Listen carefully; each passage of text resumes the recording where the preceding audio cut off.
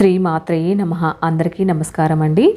రాజశ్యామలాదేవి శరన్నవరాత్రులు మనకు అమ్మవారు ఒక్కొక్క రోజు ఒక్కొక్క అలంకరణతో మనకు దర్శనమిస్తుంది కదండి. ఈ 10 రోజులు 30వ తారీఖు ప్రారంభమవుతాయి. అలాగే మనకు ఫిబ్రవరి 7వ తారీఖుతో మనకు ఈ నవరాత్రులు అనేది ముగుస్తాయి. మొదటి రోజు లఘు శ్యామలాదేవి, రెండవ రోజు వాగ్వాదిని శ్యామలాదేవి, మూడవ రోజు నకుల శ్యామలాదేవి, నాలుగవ రోజు హాసంతి శ్యామలాదేవి, ఐదవ రోజు సర్వసిద్ధి మాతంగి దేవి, ఆరవ రోజు వ్యాస మాతంగి అవతారము, ఏడవ రోజు షాటిక శ్యామలాదేవి అవతారము, ఎనిమిదవ రోజు శుక శ్యామలాదేవి అవతారము, తొమ్మిదవ రోజు లాస్ట్ రోజు రాజ శ్యామలాదేవి అవతారంలో మనకు అమ్మవారు దర్శనం అనేది ఇస్తుందండి. ఈ రోజుతో మనకు నవరాత్రులు అనేది పూర్తి అవుతాయి.